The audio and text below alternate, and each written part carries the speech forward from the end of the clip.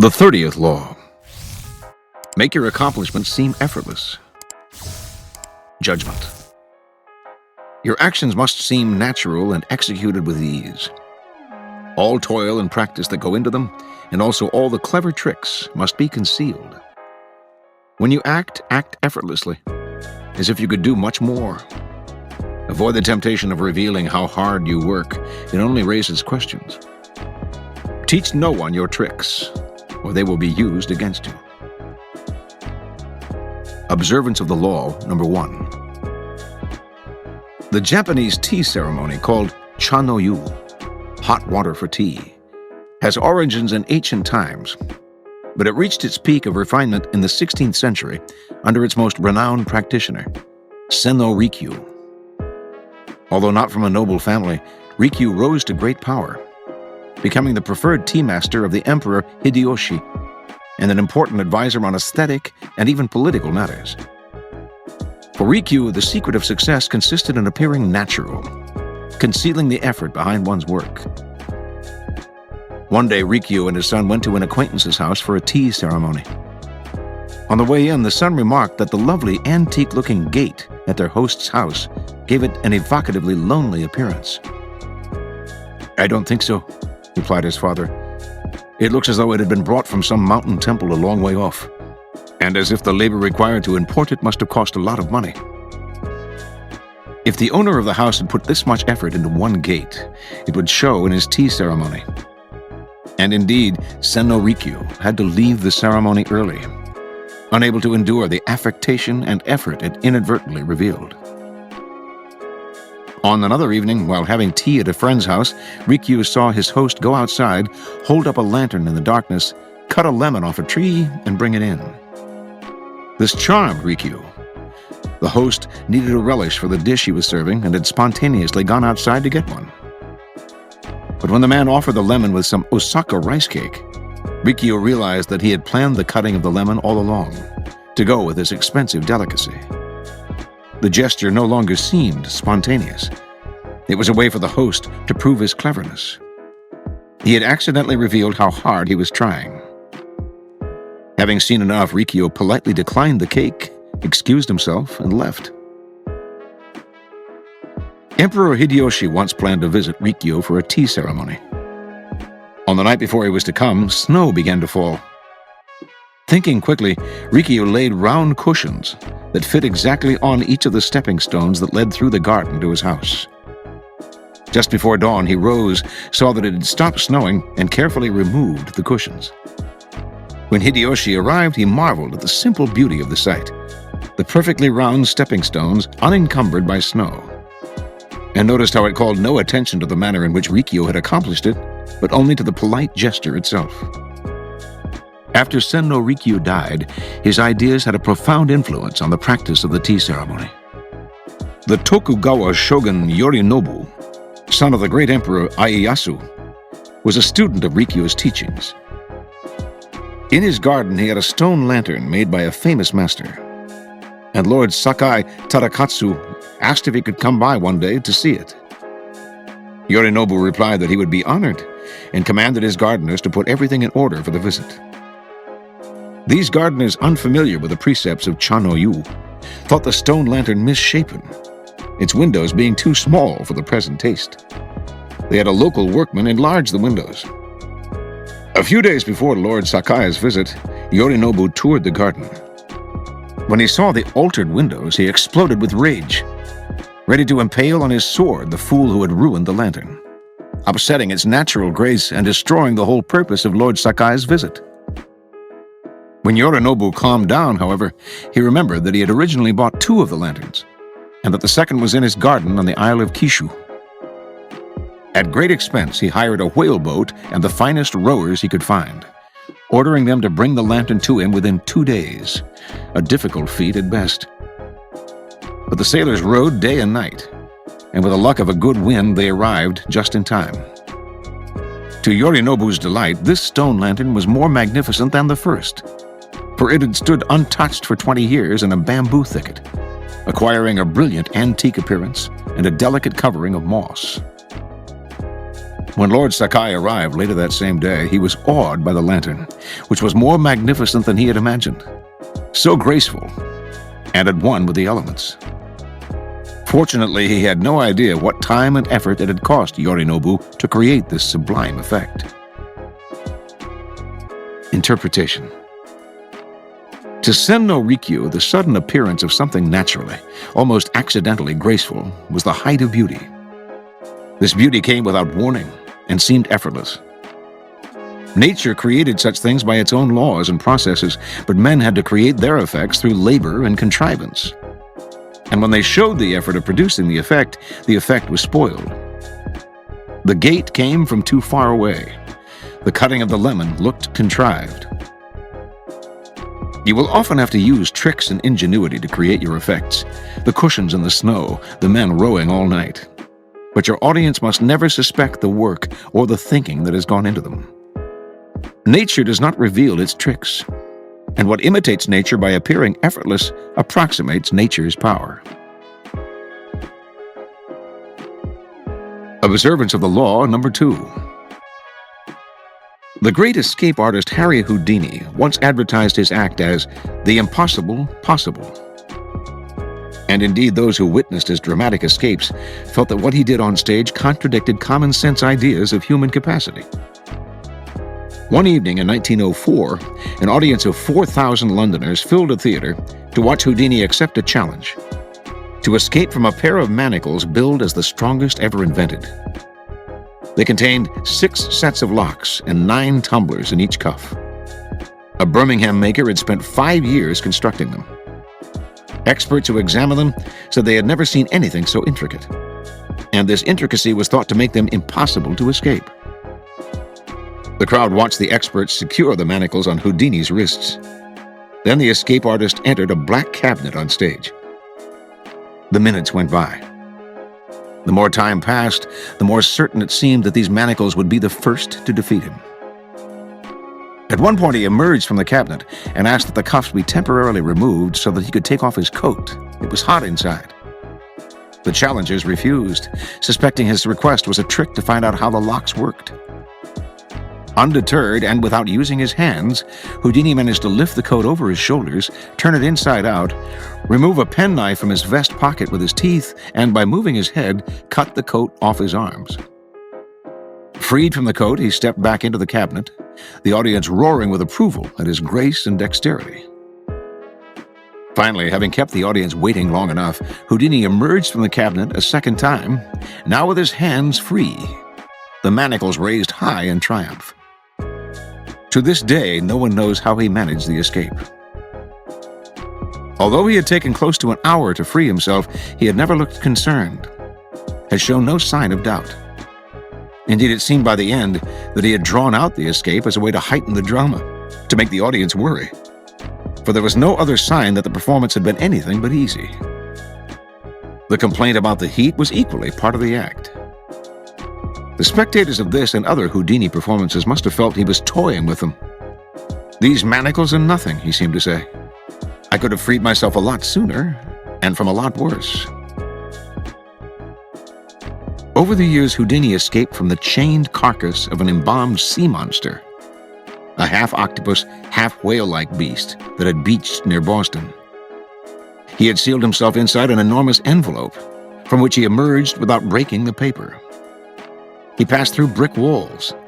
He wiggled free from straitjackets while dangling high in the air. He leaped from bridges into icy waters, his hands manacled and his legs in chains.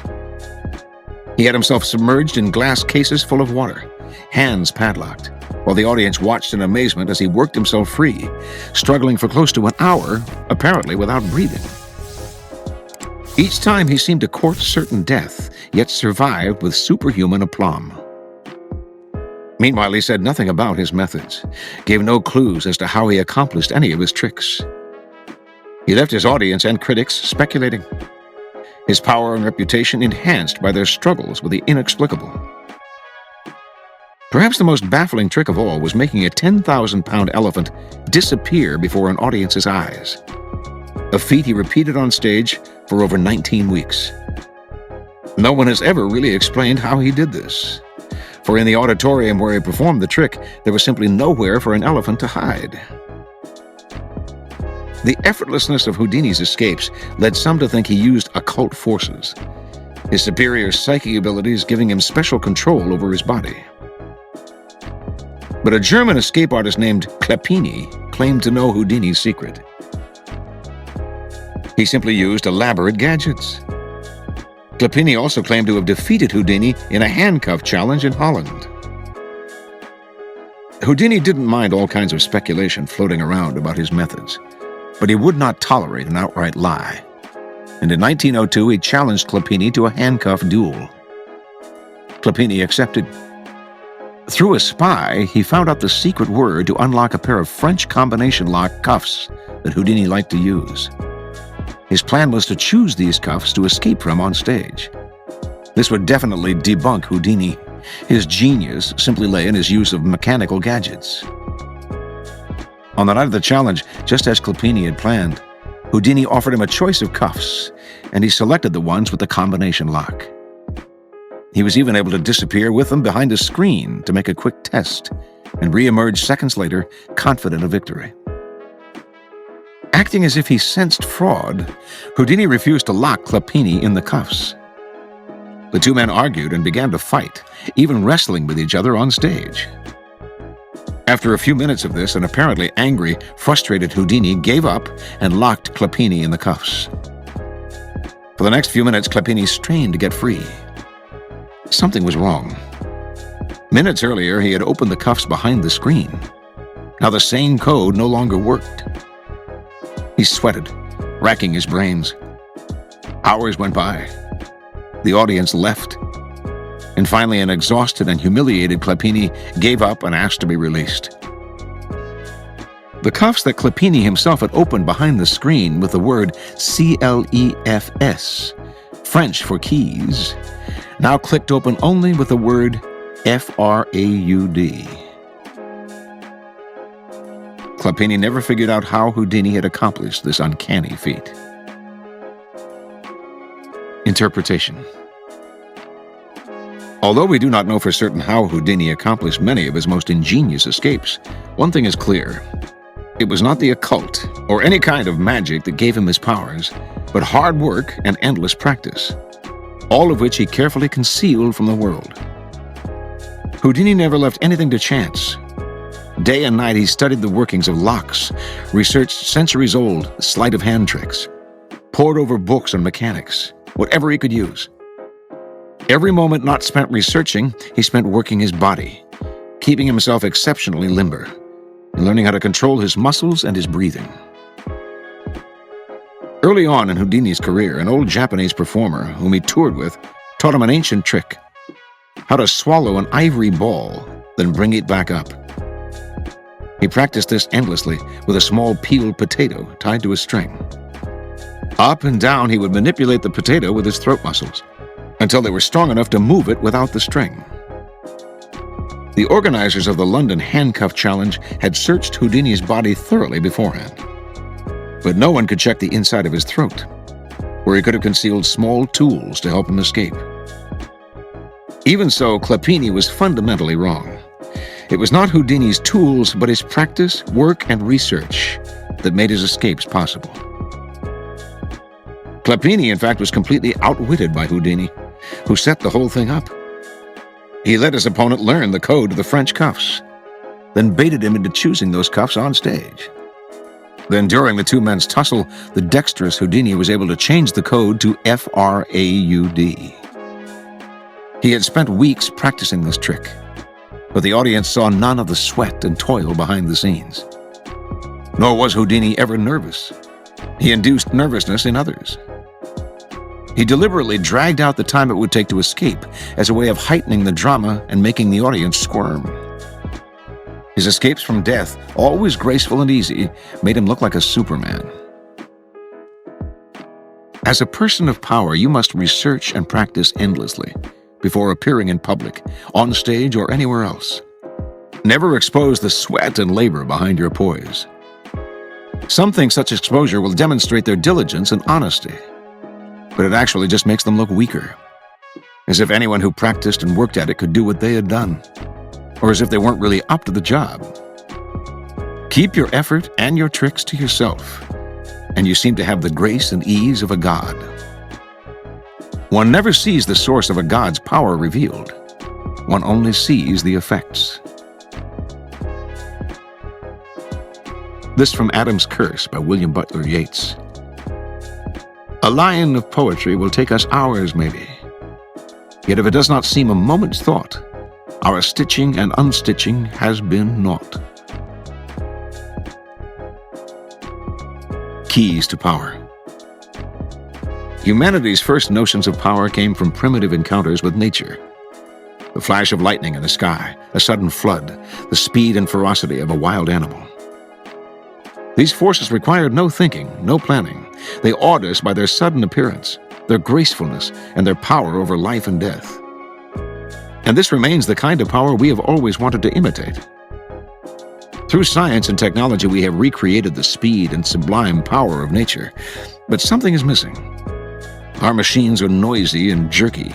They reveal their effort. Even the very best creations of technology cannot root out our admiration for things that move easily and effortlessly. The power of children to bend us to their will comes from a kind of seductive charm that we feel in the presence of a creature less reflective and more graceful than we are. We cannot return to such a state, but if we can create the appearance of this kind of ease, we elicit in others the kind of primitive awe that nature has always invoked in humankind. One of the first European writers to expound on this principle came from that most unnatural of environments, the Renaissance court. In The Book of the Courtier, published in 1528, Baldassare Castiglione describes the highly elaborate and codified manners of the perfect court citizen. And yet, Castiglione explains, the courtier must execute these gestures with what he calls Sprezzatura, the capacity to make the difficult seem easy. He urges the courtier to practice in all things a certain nonchalance, which conceals all artistry and makes whatever one says or does seem uncontrived and effortless. We all admire the achievement of some unusual feat. But if it is accomplished naturally and gracefully, our admiration increases tenfold. Whereas to labor at what one is doing and to make bones over it shows an extreme lack of grace and causes everything, whatever it's worth, to be discounted. Much of the idea of Sprezzatura came from the world of art. All the great Renaissance artists carefully kept their works under wraps. Only the finished masterpiece could be shown to the public. Michelangelo forbade even popes to view his work in progress. A Renaissance artist was always careful to keep his studios shut to patrons and public alike, not out of fear of imitation, but because to see the making of the works would mar the magic of their effect and their studied atmosphere of ease and natural beauty. The Renaissance painter Vasari, also the first great art critic, ridiculed the works of Paolo Uccello, who was obsessed with the laws of perspective. The effort Uccello spent on improving the appearance of perspective was too obvious in his work. It made his paintings ugly and labored, overwhelmed by the effort of their effects. We have the same response when we watch performers who put too much effort into their act. Seeing them trying so hard breaks the illusion. It also makes us uncomfortable. Calm, graceful performers, on the other hand, set us at ease, creating the illusion that they are not acting but being natural in themselves, even when everything they are doing involves labor and practice. The idea of Sprezzatura is relevant to all forms of power, for power depends vitally on appearances and the illusions you create. Your public actions are like artworks. They must have visual appeal, must create anticipation, even entertain. When you reveal the inner workings of your creation, you become just one more mortal among others. What is understandable is not awe-inspiring. We tell ourselves we could do as well if we had the money and time. Avoid the temptation of showing how clever you are. It is far more clever to conceal the mechanisms of your cleverness. Talleyrand's application of this concept to his daily life greatly enhanced the aura of power that surrounded him. He never liked to work too hard. so he made others do the work for him. The spying, the research, the detailed analyses. With all this labor at his disposal, he himself never seemed to strain. When his spies revealed that a certain event was about to take place, he would talk in social conversation as if he sensed its imminence. The result was that people thought he was clairvoyant. His short, pithy statements and witticisms always seemed to summarize a situation perfectly, but they were based on much research and thought. To those in government, including Napoleon himself, Talleyrand gave the impression of immense power, an effect entirely dependent on the apparent ease with which he accomplished his feats. There is another reason for concealing your shortcuts and tricks. When you let this information out, you give people ideas they can use against you. You lose the advantages of keeping silent. We tend to want the world to know what we have done. We want our vanity gratified by having our hard work and cleverness applauded. And we may even want sympathy for the hours it has taken to reach our point of artistry. Learn to control this propensity to blab, for its effect is often the opposite of what you expected. Remember, the more mystery surrounds your actions, the more awesome your power seems. You appear to be the only one who can do what you do, and the appearance of having an exclusive gift is immensely powerful. Finally, because you achieve your accomplishments with grace and ease, people believe that you could always do more if you tried harder. This elicits not only admiration, but a touch of fear. Your powers are untapped. No one can fathom their limits. Reversal. The secrecy with which you surround your actions must seem light-hearted in spirit. A zeal to conceal your work creates an unpleasant, almost paranoid impression. You are taking the game too seriously. Houdini was careful to make the concealment of his tricks seem a game, all part of the show. Never show your work until it is finished. But if you put too much effort into keeping it under wraps, you will be like the painter Pontormo, who spent the last years of his life hiding his frescoes from the public eye and only succeeded in driving himself mad. Always keep your sense of humor about yourself. There are also times when revealing the inner workings of your projects can prove worthwhile. It all depends on your audience's taste and on the times in which you operate. P.T. Barnum recognized that his public wanted to feel involved in his shows, and that understanding his tricks delighted them, partly perhaps because implicitly debunking people who kept their sources of power hidden from the masses appealed to America's democratic spirit. The public also appreciated the showman's humor and honesty. Barnum took this to the extreme of publicizing his own humbuggery in his popular autobiography, written when his career was at its height. As long as the partial disclosure of tricks and techniques is carefully planned, rather than the result of an uncontrollable need to blab, it is the ultimate in cleverness. It gives the audience the illusion of being superior and involved, even while much of what you do remains concealed from them.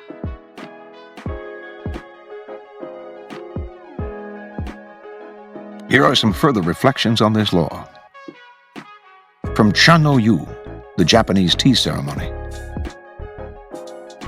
Kano Tanyu, master artist.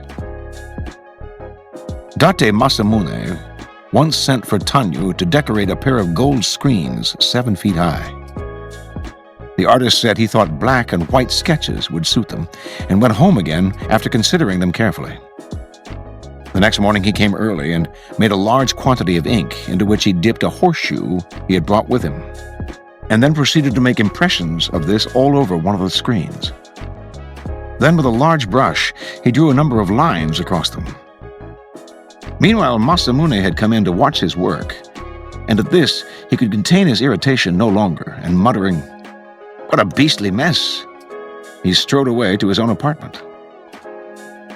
The retainers told Tanyu he was in a very bad temper indeed. "He shouldn't look on while I am at work, then," replied the painter. "He should wait till it is finished." Then he took up a smaller brush and dashed in touches here and there, and as he did so, the prints of the horseshoe turned into crabs, while the big broad strokes became rushes. He then turned to the other screen and splashed drops of ink all over it. and when he had added a few brushstrokes here and there, they became a flight of swallows over willow trees. When Masamune saw the finished work, he was as overjoyed at the artist's skill as he had previously been annoyed at the apparent mess he was making of the screens. From the story of Sadi, as told in The Craft of Power. The Wrestling Master. There was once a wrestling master who was versed in 360 feints and holds. He took a special liking to one of his pupils, to whom he taught 359 of them over a period of time. Somehow he never got around to the last trick. As months went by, the young man became so proficient in the art that he bested everyone who dared to face him in the ring. He was so proud of his prowess that one day he boasted before the Sultan that he could readily whip his master, were it not out of respect for his age and gratitude for his tutelage. The Sultan became incensed at this irreverence and ordered an immediate match with the royal court in attendance. At the gong, the youth barged forward with a lusty yell, only to be confronted with the unfamiliar 360th feint. The master seized his former pupil, lifted him high above his head, and flung him crashing to the ground. The Sultan and the assembly let out a loud cheer. When the Sultan asked the master how he was able to overcome such a strong opponent, the master confessed that he had reserved a secret technique for himself for just such a contingency. Then he related the lamentation of a master of archery who taught everything he knew. "No one has learned archery from me," the poor fellow complained, "who has not tried to use me as a butt in the end." From Balthazar Gracian. Keep the extent of your abilities unknown. The wise man does not allow his knowledge and abilities to be sounded to the bottom if he desires to be honored by all. He allows you to know them, but not to comprehend them. No one must know the extent of his abilities, lest he be disappointed. No one ever has an opportunity of fathoming him entirely. For guesses and doubts about the extent of his talents arouse more veneration than accurate knowledge of them, be they ever so great.